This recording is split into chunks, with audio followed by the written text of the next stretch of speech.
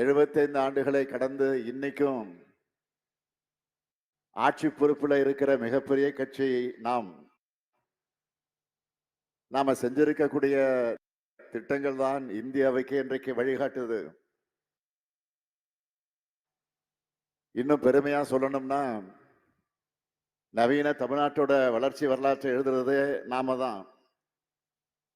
அப்படிப்பட்ட நம்மை களங்கப்படுத்தி தமிழ்நாட்டுக்குள்ள நுழைஞ்சிடலாம், தமிழ்நாட்டை சிதைச்சிடலாம்னு நம்ம எதிரிகள் நினைக்கிறாங்க.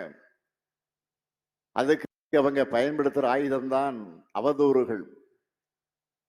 எனவே அந்த அவதூறுகளுக்கு மட்டுமே பதில் சொல்லிட்டு இருக்காம, சோசியல் மீடியாவுக்கான அஜெண்டாவையும் நாம தான் செட் பண்ணணும். டிஃபென்ஸ் மட்டுமே ஆடிட்டு இருக்கக்கூடாது, அப்பப்போ அட்டாக்கிங் மோடுக்கும் போகணும்.